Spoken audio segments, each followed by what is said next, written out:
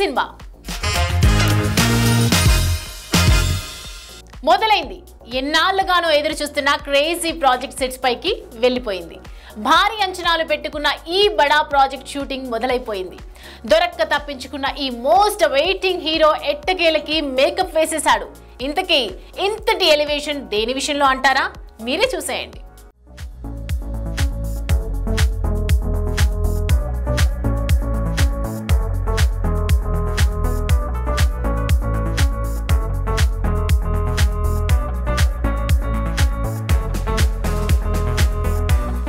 ఇన్నాళ్లుగా రాజసాబ్ ఫౌజీ అంటూ దొరకకుండా తప్పించుకున్న ప్రభాస్ ని ఎట్టకేలకు పట్టేశాడు సందీప్. అవును, రకరకాల షూటింగ్లతో బిజీగా ఉన్న ప్రభాస్ ని తన వైల్డ్ వరల్డ్ లో బందీ చేసి సినిమాని మొదలు పెట్టేశాడట.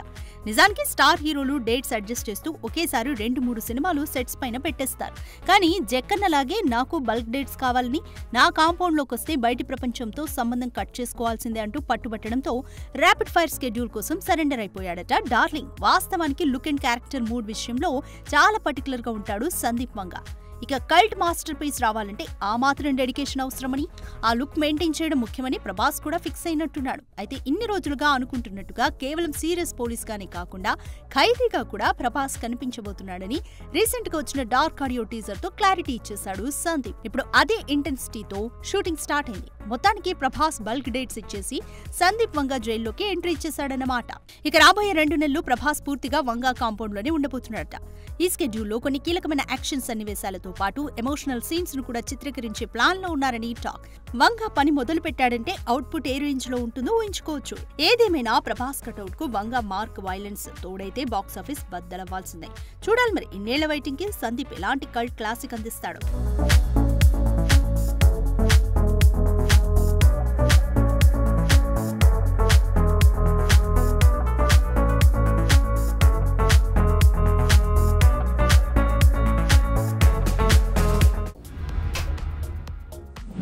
అవతార్ జేమ్స్ కామెరూన్ క్రియేట్ చేసిన విజువల్స్ వండర్. వరల్డ్ సినీ ఇండస్ట్రీలో ఓ సెన్సేషన్. అలాంటి ఈ సినిమా ఇప్పుడు ముచ్చటగా 3వ సారి పలకరించబోతోంది. మరి ఇండియాలోనూ భారీ వసూళ్లని టార్గెట్ చేసిన ఈ బొమ్మ ఆ అంచనాలని అందుకుంటుందా? అసలు ఈ సినిమా టార్గెట్ ఎంతై ఉంటుంది?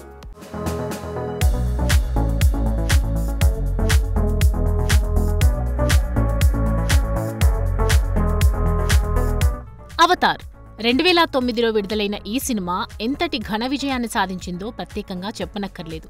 ఇక అవతార్ సీక్వెల్ గా వచ్చిన the way of water mixed talk వచ్చినప్పటికీ ఓవరాల్ గా 1800 కోట్లని వెనకేయటం విశేషం. వీటిలో ఇండియాలో ఇంగ్లీష్ వర్షన్ 210 కోట్లు, హిందీ వర్షన్ 128 కోట్లు, తెలుగులో 29 కోట్లు, తమిళంలో 18 కోట్లు, మలయాళంలో 7 కోట్లు, కన్నడలో 20 కోట్లు, ఇలా ఓవరాల్ గా దాదాపు 410 కోట్ల నెట్ వసూలు రాబట్టడంతో వచ్చే ఇండియాలో అవతార్ ఫైర్ అండ్ యాష్ వసూళ్లపై భారీ అంచనాలే పెట్టుకున్నారు మేకర్స్. అయితే ఫస్ట్ పార్ట్ హిట్ అవ్వటంతో పార్ట్ 2 కోసం 13 ఏళ్లు వెయిట్ చేసిన ఆడియన్స్ సినిమా థియేటర్లోకి రాగానే ఆగలేమంటూ టికెట్లు బుక్ చేశారు. దాని రిజల్టే ఓపెనింగ్ డే వచ్చిన 39 కోట్లు. ఇది అవెంజర్స్ ఎండ్ గేమ్ తర్వాత ఇండియాలోనే 2వ అత్యధిక ఓపెనింగ్. కానీ లేటెస్ట్ టికెట్స్ బుక్ అవుతున్న ట్రెండ్ చూస్తుంటే ఓపెనింగ్ డే ఇండియాలో 35 కోట్లు మించకపోవచ్చని టాక్ వినిపిస్తోంది. అయితే ఓపెనింగ్స్ ఎలా ఉన్నా వసూళ్లతో సంబంధం లేకుండా ఇండియాలో అవతార్ 3కి 500 కోట్లు గ్యారంటీ అంటూ కాన్ఫిడెన్స్ చూపిస్తున్నాడు జేమ్స్. చూడాలి మరి 2 పార్ట్స్ కంటే భారీ యాక్షన్స్ తో మిస్మరైజ్ చేస్తుందని ఊరిస్తున్న ఈ క్రియేటివ్ డైరెక్టర్ అంచనాల్ని డిసెంబర్ 19న వచ్చే సినిమా అందుకుంటుందో లేదో.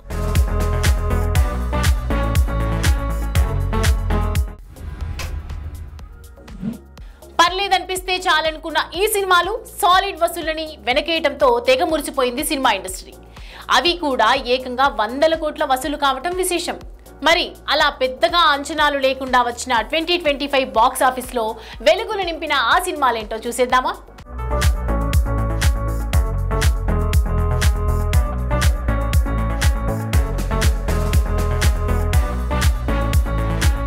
మరో నెల రోజుల్లో 2025కి ఎండ్ కార్డ్ పడుతుంది. ఈ ఇయర్లో ఇప్పటి వరకు ఇండియన్ వైడ్ గా వచ్చిన కొన్ని సినిమాలు అంచనాలకు మించి బాక్సాఫీస్ వద్ద వసూళ్ల వర్షం కురిపించాయి. వాటిలో మొదటిగా చెప్పుకోవాల్సిన సినిమా మహావతార్ నరసింహ. అశ్విన్ కుమార్ దర్శకత్వంలో జూలై 25న వచ్చిన ఈ యానిమేటెడ్ చిత్రం కేవలం 15 కోట్లతో తెరకెక్కి ఏకంగా బాక్సాఫీస్ వద్ద 315 కోట్లు వసూలు చేసింది. అతి తక్కువ బడ్జెట్లో రూపొందిన ఒక యానిమేటెడ్ మూవీ ఈ రేంజ్లో విధ్వంసం సృష్టించడం ఇండస్ట్రీకి పెద్ద సర్ప్రైజే. ఇక మలయాళీ సూపర్ స్టార్ మోహన్ లాల్ నటించిన తుడరూమ్ ఇప్పటి వరకు వచ్చిన మలయాళీ సినిమాలో బిగ్గెస్ట్ హిట్ చిత్రాల్లో ఒకటిగా నిలిచింది. ఏప్రిల్ 25న తరుణ్ మూర్తి దర్శకత్వంలో వచ్చిన ఈ క్రైమ్ థ్రిల్లర్లో శోభన, ప్రకాష్ వర్మ, ఫర్హాన్ ఫాజిల్ కీలక పాత్రలో నటించగా సినిమా 35 కోట్లతో తెరకెక్కి ఏకంగా 235 కోట్ల వసూళ్లు రాబట్టడమంటే మల్లీవుడ్ ఫేట్ టర్న్ అయినట్టే. ఇక అట్టర్ ఫ్లాప్లతో డీలా పడ్డ హిందీ బెల్ట్ బాక్సాఫీస్ కి కళ తీసుకొచ్చిన సినిమా సాయరా. 40 కోట్ల బడ్జెట్లో జూలై 18న వచ్చిన ఈ సినిమా మ్యాజిక్ చేస్తూ ఏకంగా 575 కోట్ల వసూళ్లు రాబట్టింది. వాస్తవానికి రిలీజ్ అయ్యే వరకు ఇలాంటి చిత్రం ఒకటి వస్తుందని కూడా ఆడియన్స్ కి తెలీదు. మౌత్ టాక్ తోనే వసూళ్ల వర్షం కురిపించాడు మోహిత్ సూరి. సైలెంట్ తుఫాన్ అంటే ఇదే కాబోలు. ఇక సూపర్ హీరోలే కాదు, సూపర్ హీరోయిన్ కూడా 100 కోట్ల వసూలు కొల్లగొడుతోంది అని ప్రూవ్ చేసిన సినిమా కొత్తలోక చాప్టర్ 1. మలయాళంలో ఆగస్టు 29న వచ్చిన ఈ లేటెస్ట్ సూపర్ హీరో మూవీని స్టార్ హీరో దుల్కర్ సల్మాన్ నిర్మించగా కళ్యాణి ప్రియదర్శన్ ప్రధాన పాత్రలో నటించిన సంగతి తెలిసిందే. 30 కోట్ల బడ్జెట్తో వచ్చిన ఈ సినిమా కూడా 300 కోట్లు వెనకేసిందంటే మాటలు కాదు మరి. ఇక ఈ ఏడాది సంక్రాంతికి విడుదలైన సంక్రాంతికి వస్తున్నాం చిత్రం టాలీవుడ్ బాక్సాఫీస్ కి అస్సలైన పండుగ కళ తీసుకొచ్చింది. అనిల్ రావిపూడి, విక్టరీ వెంకటేష్ కలిసి చేసిన మ్యాజిక్ ఇది. 50 కోట్ల బడ్జెట్లో వచ్చిన ఈ సినిమా సంక్రాంతికి వస్తున్నాం ఏకంగా 300 కోట్ల వసూళ్లు రాబట్టి వెటరన్ హీరోల్లో వెంకీకి స్పెషల్ ఇమేజ్ తీసుకొచ్చింది.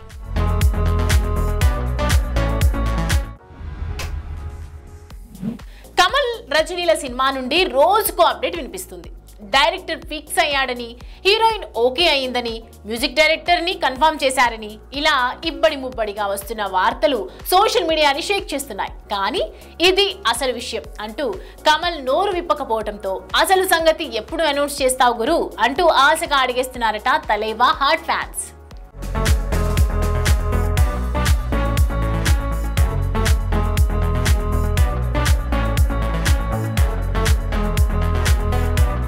రజనీ మేనరిజానికి మరో అర్థం చెప్పిన ఈ కోలీవుడ్ స్టార్ ఇప్పుడు తలైవర్ 173 విషయంలో తెగ డైలమాలో పడిపోయాడు. జైలర్ ఇచ్చిన జోష్ కంటిన్యూ చేస్తూ వరుస సినిమాలని లైనప్ పెట్టాలని ప్లాన్ చేశాడు రజనీ.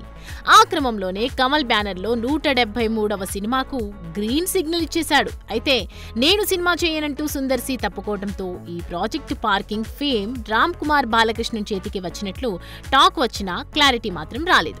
ఇక ఈ సస్పెన్స్ కంటిన్యూ అవుతుండగానే సాయి పల్లవి ఇందులో కీ రోల్ చేయబోతోందన్న టాక్ అయితే వచ్చేసింది. వాస్తవానికి అమరన్ సక్సెస్ తో సాయి పల్లవి క్రేజ్ పీక్స్ లో ఉంది. ఇప్పుడు తలైవాతో స్క్రీన్ షేర్ చేసుకోవటం అంటే ఆ మ్యాజిక్ వేరే లెవెల్లో ఉంటుంది. కానీ ఈ విషయంపై అటు కమల్ గాని ఇటు రజనీ కానీ ఓపెన్ అవ్వని పరిస్థితి.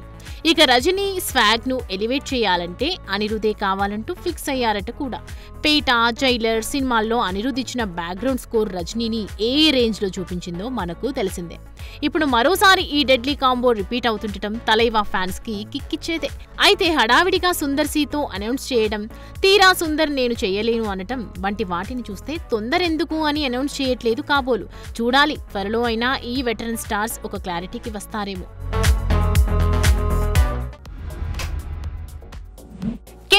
కేవీఎన్ ఏ భారీ ప్రాజెక్ట్ అనౌన్స్ అయినా దాని వెనుక నేనే అంటూ హల్చల్ చేస్తుంది బడా ప్రొడక్షన్ హౌస్.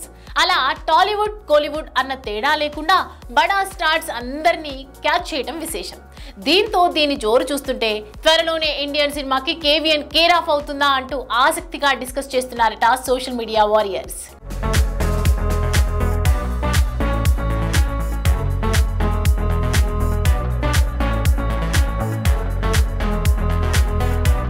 ప్రొడక్షన్స్ ఏ బడా ప్రాజెక్ట్ అనౌన్స్ అవుతూ ఉన్నా వినిపిస్తున్న పదమిది.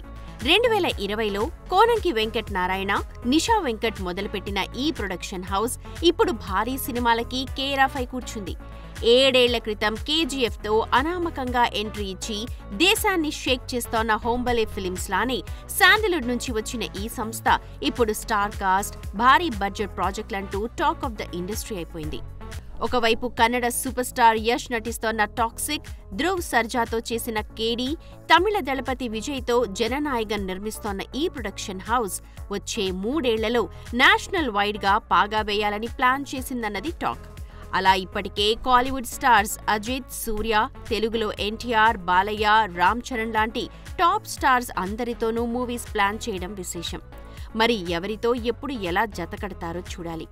ఇక ఇప్పటికే బాబీ చిరు సినిమాని అనౌన్స్ చేసేసింది కూడా.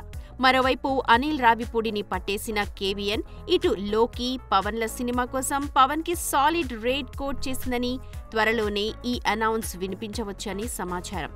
ఇక ఈ ప్రొడక్షన్ హౌస్ ఎంట్రీతో టాలీవుడ్ ప్రొడక్షన్ హౌస్ల మధ్య కాంపిటీషన్ పెరగడం పక్కా. ఏదేమైనా అసలు కన్నడ అంటేనే చిన్న సినిమా అన్న ట్యాగ్ వేసుకున్న స్టేట్ నుండి ఇలా హోంబలే, కేవీఎన్ వంటి బడా బ్యానర్స్ రావడం కాస్త ఆశ్చర్యమే. ఇక ఈ కేవీఎన్ జోరు చూస్తుంటే వచ్చే 5 ఏళ్లలో నంబర్ 1 ప్రొడక్షన్ హౌస్ అయినా ఆశ్చర్యం లేదు.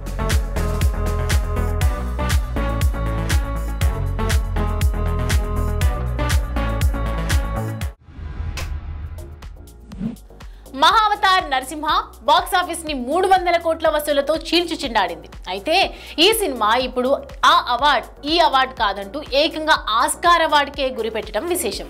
మరి ఆస్కార్ రేస్ లో మన సినిమాకి పోటీగా వస్తున్న సినిమాలేంటో, అసలు ఈ ఈవెంట్ ఎప్పుడో ఎక్కడో ఓ లుక్కేద్దామా?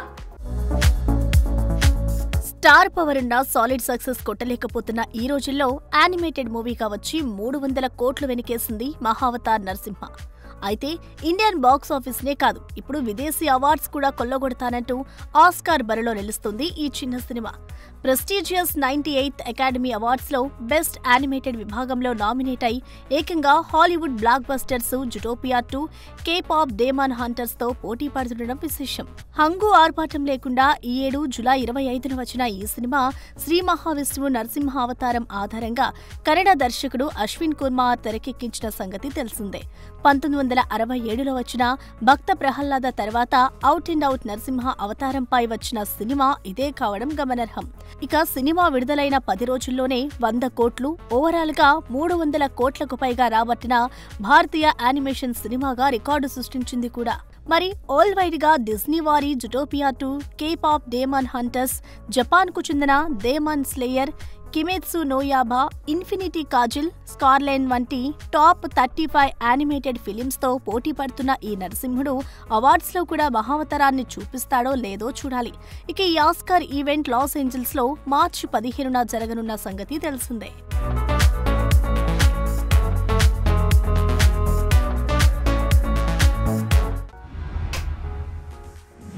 ఇది వాల్టి బిగ్ సినిమా. రేపటి బిగ్ సినిమాలో మళ్ళీ కలుసుకుందాం. Until then, keep watching Big TV. Anchor's wardrobe courtesy, Shopper Stop.